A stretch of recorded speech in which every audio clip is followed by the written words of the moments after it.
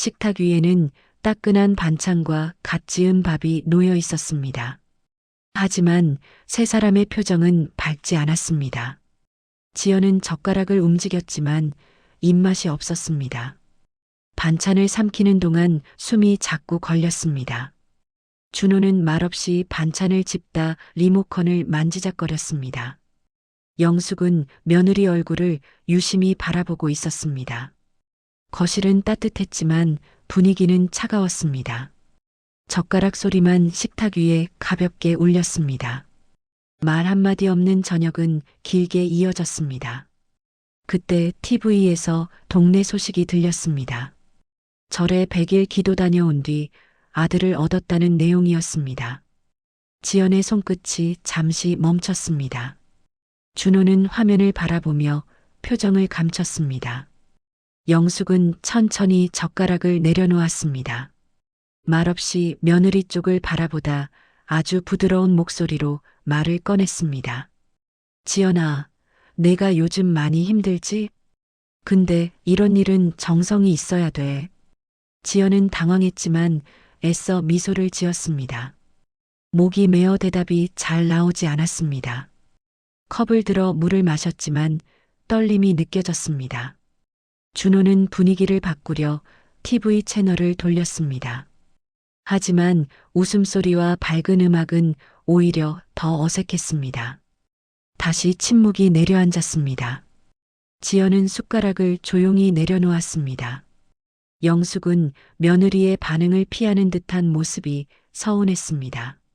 속으로 쌓아둔 걱정과 오해가 조금씩 커졌습니다. 요즘 절 다녀가는 사람들 많더라. 100일만 기도하면 아이 생겼다는 집도 있대. 지연은 고개를 들지 못했습니다. 대답은커녕 숨 쉬는 것조차 힘들었습니다.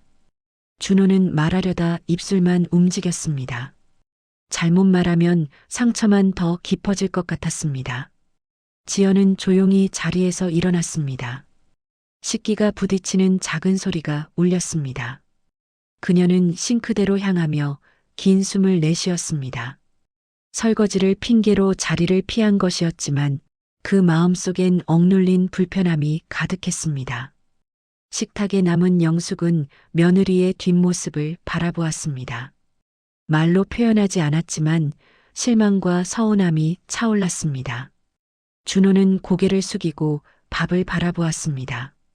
누구도 잘못 말하지 않았습니다. 그저 침묵이 식탁 위에 길게 남았습니다. 그날의 저녁은 평범해 보였지만 말하지 않은 감정이 조용히 마음속에 쌓였습니다. 세 사람은 같은 식탁에 앉아 있었지만 서로 다른 생각 속에 멀어져 가고 있었습니다. 집으로 돌아온 지연과 준호는 말없이 신발을 벗었습니다. 현관에는 병원 영수증과 안내지가 그대로 쌓여 있었습니다. 지연은 그것들을 잠깐 바라보다 고개를 돌렸습니다. 방 안으로 들어가 외투를 벗고 머리카락을 묶으며 숨을 한번 고르았습니다. 거실로 나왔지만 얼굴에는 피로가 진하게 남아 있었습니다. 준호는 아내의 기운 빠진 모습을 보며 입술을 달싹거렸습니다. 하지만 어떤 말도 쉽게 꺼낼 수 없었습니다. 그는 TV를 켰지만 화면만 번쩍일 뿐 관심이 없었습니다. 거실 조명은 따뜻했지만 공기 속에는 차가운 침묵이 스며들었습니다. 지연은 쿠션을 끌어안고 작게 숨을 내쉬었습니다. 잠시 후 준호가 조심스럽게 말을 꺼냈습니다. 오늘 많이 힘들었지? 지연은 고개만 살짝 끄덕였습니다. 목소리를 내는 것조차 지친 듯 했습니다. 병원 서류를 펼치려다 이내 닫았고 손끝에는 떨림이 느껴졌습니다. 준호는 그 모습을 보았지만 다가갈 용기가 없었습니다. 말 한마디가 잘못하면 상황이 더 나빠질까 두려웠습니다. TV 속 사람들은 웃고 떠들었지만 그 웃음은 두 사람을 더 외롭고 무겁게 만들었습니다. 지연은 천천히 일어나 방으로 향했습니다. 나 먼저 들어갈게. 목소리는 작았고 마음은 더욱 작게 오므라들었습니다. 문이 닫히는 소리는 조용했지만 준호의 가슴에는 크게 울렸습니다. 거실에 홀로 남은 준호는 소파에 주저앉았습니다. 테이블 위에는 병원 예약표와 치료 계획서가 놓여 있었습니다. 그는 종이를 펼쳐봤지만 글자가 머릿속에 들어오지 않았습니다. 죄책감이 가슴을 묵직하게 눌렀습니다. 휴대폰 화면에는 어머니의 메시지가 떠 있었습니다. 내일 이야기 좀 하자. 준호는 답장을 쓰지 못하고 화면만 바라봤습니다. 숨을 길게 몰아쉬고 불을 껐습니다. 어둠 속에서 준호의 눈빛은 불안하게 흔들렸습니다. 말하지 않은 감정이 마음속에 쌓였습니다. 서로 다투지 않았지만 부부 사이의 노인거리는 더 멀어지고 있었습니다. 지연은 침대 위에서 조용히 눈을 감았고 준호는 거실 소파 위에서 잠들지 못한 채 밤을 보냈습니다. 그날 밤 집안에는 작은 숨소리만 남아 있었습니다. 영숙은 새벽부터 집안을 서성였습니다. 거실 한가운데에는 큰 여행 가방이 놓여 있었고 그 안에는 옷가지, 약초, 기도용 물건들이 가지런히 들어 있었습니다. 며칠째 고민하던 표정은 사라지고 대신 단단하게 굳은 결심만 남아 있었습니다. 그녀는 가방 지퍼를 잠그며 혼잣말처럼 숨을 내쉬었습니다. 이제 더 늦추면 안 된다. 택시를 불러 집을 나선 영숙은 차 안에서도 한 번도 손을 가만두지 못했습니다. 창밖으로 스치는 겨울바람은 거칠었지만 그녀의 눈빛은 오히려 더 굳세게 보였습니다. 지연의 집 앞에 도착한 영숙은 초인종을 눌렀습니다. 문이 열리자 지연은 자신도 모르게 눈을 크게 떴습니다. 현관문 앞에 놓인 가방은 상황을 설명할 필요조차 없었습니다. 영숙은 말없이 신발을 벗고 거실로 들어왔습니다. 가방을 내려놓는 소리가 집 안가득 울렸습니다. 오늘부터 같이 가자. 100일만 하면 된다. 지연은 대답 대신 숨을 멈춘 듯 서 있었습니다. 얼굴에는 놀람과 당황이 뒤섞여 있었습니다. 손끝이 떨렸지만 표정은 얼어붙은 듯 움직이지 않았습니다. 그녀는 무슨 말을 해야 할지 찾지 못했습니다. 잠시 뒤 준호가 퇴근해 돌아왔습니다. 그는 거실 한가운데 놓인 가방을 보고 걸음을 멈췄습니다. 영숙의 표정만 보아도 이미 상황을 이해할 수 있었습니다. 준호는 어색하게 웃으려 했지만 웃음이 나오지 않았습니다. 지연은 눈빛으로 살려달라고 말하는 듯 했지만 준호도 쉽게 말을 꺼내지 못했습니다. 영숙은 가져온 물건들을 풀어놓기 시작했습니다. 접은 옷, 절에서 쓸 수건, 약초 봉지. 마치 이미 며느리가 따를 거라는 확신이 담긴 움직임이었습니다. 이제 그만 병원만 붙들지 말고 정성도 좀 들여야지. 지연의 눈가가 흔들렸습니다. 그녀는 참으려 했지만 목이 조여왔습니다. 결국 아무 말 없이 돌아서 방으로 향했습니다. 발걸음은 조용했지만 마음은 무너져 내렸습니다. 문이 닫히자 거실의 공기는 더 싸늘하게 얼어붙었습니다. 영숙은 며느리의 침묵을 거절로 받아들였고 좁혀지지 않은 거리만큼 서운함이 가슴에 쌓였습니다. 준호는 어머니를 붙잡지도 아내를 따라가지도 못한 채 그 자리에 가만 서 있었습니다. 그 순간 복도를 지나던 이웃과 택배 기사가 문틈으로 스치는 시선을 던졌습니다. 아무 말도 하지 않았지만 그 시선조차 가족의 상처 위에 또 하나의 무게가 되어 내려앉았습니다. 가방 하나가 들었을 뿐인데 집안의 심장은 크게 흔들리고 있었습니다. 밤이 깊어가자 집안은 어둠에 잠겼습니다. 전등 하나 켜지 않은 방 안에서 지연은 조용히 가방을 꺼내 놓았습니다. 서랍을 열어 옷을 접으며 손끝을 멈추지 않았지만 표정은 깊게 굳어 있었습니다. 진료 기록, 약봉지, 세면도구까지 차례로 가방 안에 들어갔습니다. 잠시 손이 멈췄습니다. 지연은 방 안을 천천히 둘러봤습니다. 이 집에서 보낸 시간들이 떠올랐고 그 속에서 웃고 울던 장면들이 스쳤습니다. 하지만 더 머무르면 마음이 무너질 것 같았습니다. 지연은 살며시 방문을 열었습니다. 거실은 어둡고 조용했습니다. 준호는 소파에 기대 앉아 눈을 감고 있었지만 잠든 건 아니었습니다. 지연은 아무 소리도 내지 않으려 조심스럽게 현관으로 발걸음을 옮겼습니다. 신발을 신고 문을 열려는 순간 작은 숨이 새어나왔습니다. 잠깐만 쉬고 올게. 그 말은 누구를 향한 것도 아니었고 스스로에게 하는 말 같았습니다. 문이 닫히는 소리가 아주 작게 울렸습니다. 엘리베이터를 기다리는 동안 지연은 숨을 길게 들이마시고 손등으로 눈가를 닦았습니다. 로비에 도착하자 차가운 공기가 얼굴을 스쳤습니다. 택시 불빛이 멈춰 섰고 기사에게 목적지를 조용히 말했습니다. 창밖 도시의 불빛이 스치듯 지나갔습니다. 그 속에서 지연의 눈물은 더 조용히 흘렀습니다. 친정집 앞 골목은 어둡지 않았습니다. 가로등이 길게 늘어선 길 위로 지연의 그림자가 천천히 움직였습니다. 초인종을 누르자 문이 열렸습니다. 왔구나, 들어와라. 지연은 더 이상 말을 하지 못하고 어머니 품에 안겨 눈물을 쏟았습니다. 어머니는 아무 말 없이 등을 천천히 쓰다듬었습니다. 지연의 손은 힘없이 흔들렸지만 어머니의 손길 아래에서 조금씩 풀어졌습니다. 한편 준호는 갑자기 깨서 주변을 살폈습니다. 거실 불을 켜자 조용한 집안이 드러났습니다. 방문이 열려 있고 가방이 사라져 있었습니다. 서랍 위에는 진료 기록만 남아 있었습니다. 준호는 그 종이 위에 손을 올렸다가 금세 떼어냈습니다. 휴대폰을 들고 지연에게 전화를 걸었습니다. 자신도 모르게 목소리가 떨렸습니다. 그러나 전화는 연결되지 않았습니다. 연결음만 길게 이어졌습니다.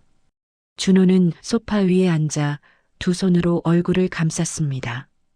그날 밤 집은 텅 비어 있었지만 빈 공간보다 더 무거운 것은 말하지 못한 마음과 후회였습니다.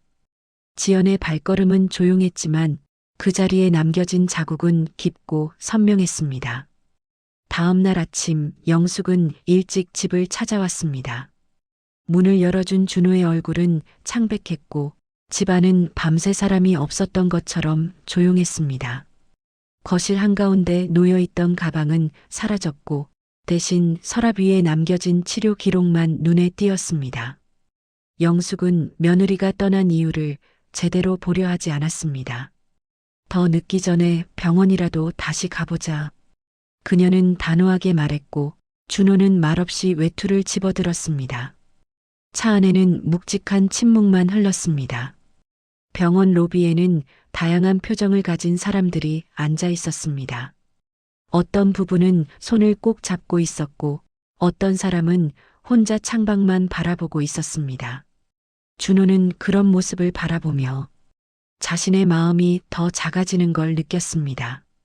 상담실로 들어가자 의사는 진료 기록을 확인했습니다. 차분한 목소리였지만 그 안에 담긴 사실은 무겁고 명확했습니다. 현재 결과로는 남편 쪽 요인이 더 큽니다. 추가 치료가 필요합니다. 짧은 문장이었지만 그 한마디가 두 사람을 단숨에 멈춰 세웠습니다. 영숙의 손이 미세하게 떨렸습니다. 그동안 며느리에게 쏟아냈던 걱정과 말들이 거꾸로 자신을 찌르는 것 같았습니다. 준호는 고개를 숙인 채 눈을 감았습니다. 어머니의 숨소리까지 크게 들릴 만큼 상담실은 고요했습니다.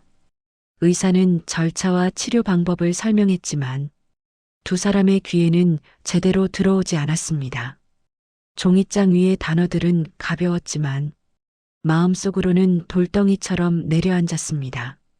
상담실에서 나와 로비로 향하는 발걸음은 평소보다 훨씬 느리고 불안했습니다. 병원 문을 나서자 차가운 바람이 얼굴을 스쳤습니다. 그러나 그 바람보다 더 차가운 것은 마음이었습니다. 주차장까지 걷는 동안 영숙은 아무 말도 하지 않았습니다. 말을 꺼내는 순간 울음이 터질 것 같았습니다. 차 문을 열고 앉았지만 그녀는 시동을 걸지 못했습니다. 핸들 위에 올린 손은 떨리고 있었고 목 안에서는 뜨거운 것이 차오르고 있었습니다. 지연에게 했던 말들, 믿어 의심하지 않았던 확신, 모든 것이 허물어지고 있었습니다. 준호는 조용히 창밖을 바라봤습니다. 멀리 병원 간판이 희미하게 흔들렸습니다.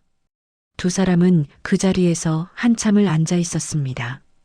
차 안은 적막했고 숨소리만 흐릿하게 남아 있었습니다.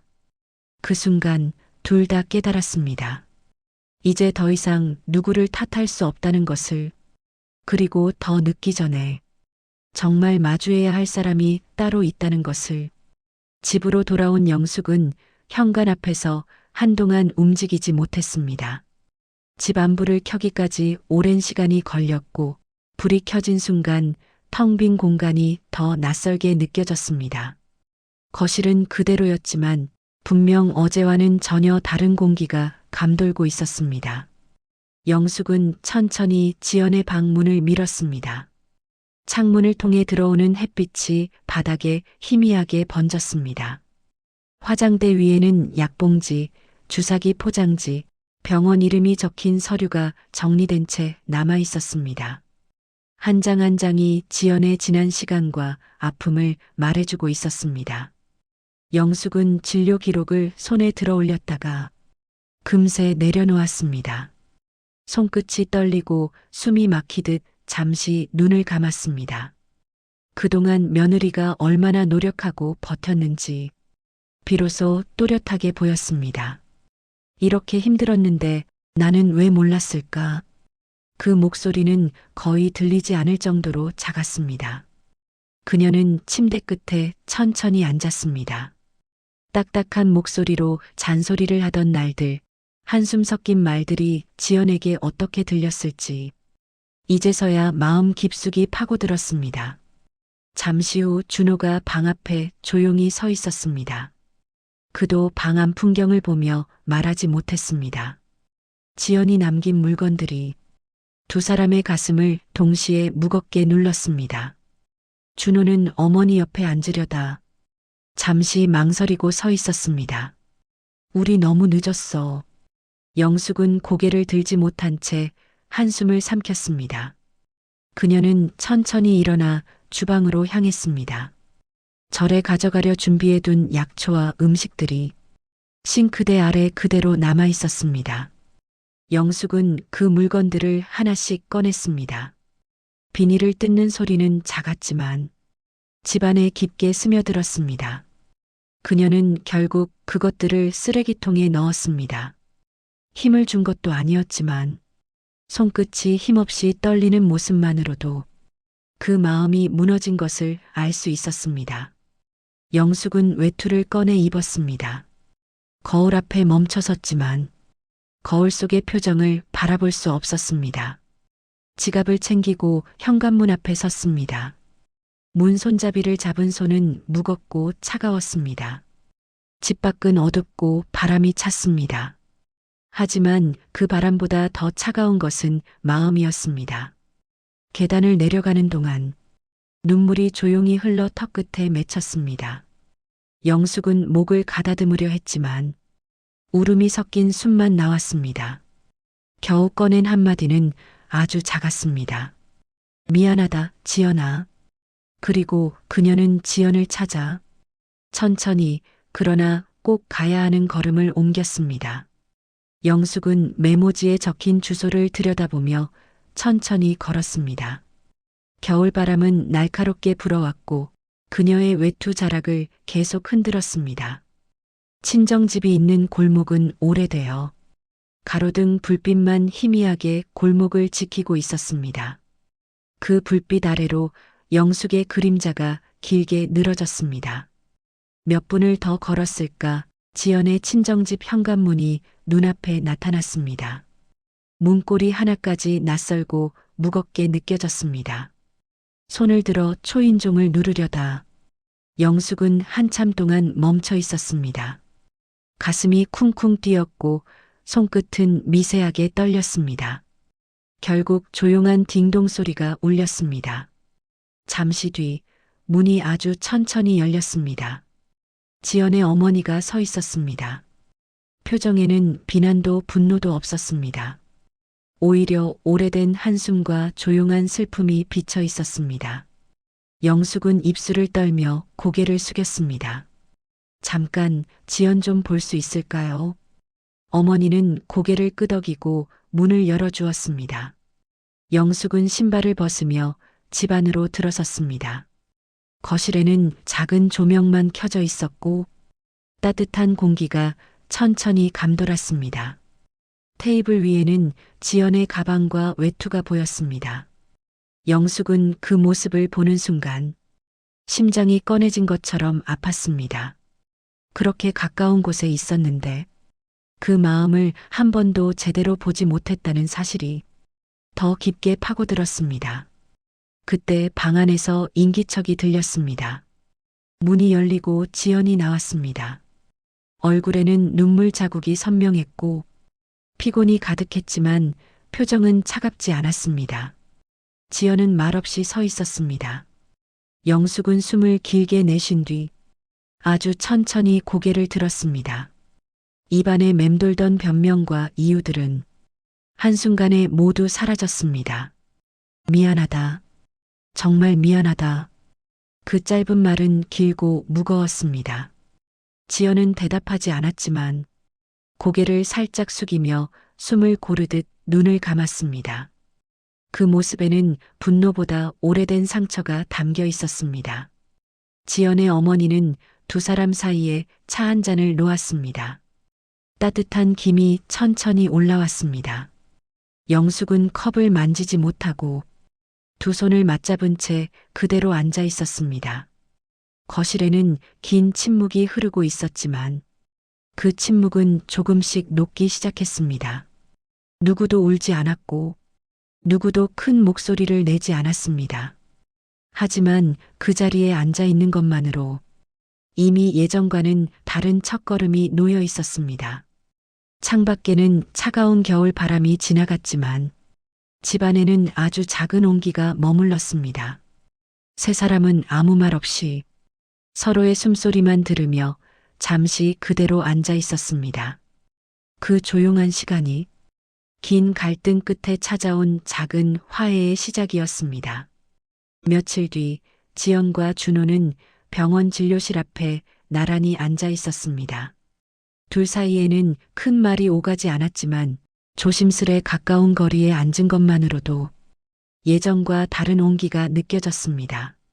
준호는 손에 쥔 진료 기록을 천천히 정리했고 지연은 깊게 숨을 들이마시며 마음을 가다듬었습니다. 문이 열리고 의사가 두 사람의 이름을 불렀습니다. 지연과 준호는 동시에 일어나 진료실 안으로 들어갔습니다. 의사는 차분한 목소리로 치료 계획을 설명했습니다. 수치, 약물, 일정, 그리고 생활 관리 방법까지 세세하게 안내하며 함께 해보자고 말했습니다. 의사는 조금 시간이 걸릴 수 있지만 충분히 해볼 수 있습니다. 지연은 작은 메모장에 하나씩 적어 내려갔습니다. 준호는 설명에 귀를 기울이며 스스로 검사 예약을 맡겠다고 말했습니다. 진료실을 나오는 길에 두 사람의 발걸음은 이전보다 단단했습니다. 병원 출구 근처에서 누군가 그들을 조용히 바라보고 있었습니다. 영숙이었습니다. 그녀는 멀리서 다가오지 못하고 서 있다가 조심스럽게 두 사람 곁으로 걸어왔습니다. 같이 듣고 싶어서 왔다. 그 말은 명령도 강요도 아니었습니다. 조심스러운 눈빛, 낮아진 목소리, 그리고 두 손을 꼭 쥔 모습은 이제야 마음을 바로잡은 사람의 태도였습니다. 지연은 잠시 영숙을 바라보다 천천히 고개를 끄덕였습니다. 세 사람은 나란히 병원 문을 나섰습니다. 차가운 바람이 옷깃을 스쳤지만 함께 걷는 발걸음은 둘 때보다 가벼웠습니다. 그날 저녁 오랜만에 세 사람은 식탁에 함께 앉았습니다. 반찬의 맛은 평소와 다르지 않았지만 대화는 이전보다 부드러웠습니다. 영숙은 지연의 접시를 살피며 과하게 나서지 않으려 조심했고 준호는 치료 계획표를 테이블 옆에 두고 먹는 동안 한 번씩 눈으로 확인했습니다. 짧은 대화 속에서도 서로를 이해하려는 마음이 보였습니다. 큰 웃음은 없었지만 작은 숨과 작게 스치는 미소가 있었습니다.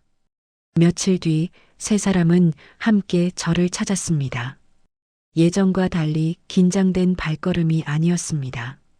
정성으로 강요하던 자리가 아니라 이제는 선택과 동행의 의미가 담긴 자리였습니다. 절 마당에 바람이 불고 종소리가 조용히 울렸습니다. 지연은 눈을 감고 숨을 고르며 마음속 불안과 두려움을 천천히 내려놓았습니다. 준호는 옆에서 손을 모으며 아내를 바라보았고 영숙은 조금 뒤에서 두 사람을 바라보았습니다. 완벽한 화해도 완전한 해결도 아니었습니다. 하지만 세 사람은 같은 곳을 바라보고 있었습니다. 추운 겨울이었지만 셋이 함께 서 있는 그림자는 조용히 이어져 하나처럼 보였습니다. 가족이라는 이름이 천천히 다시 연결되고 있었습니다.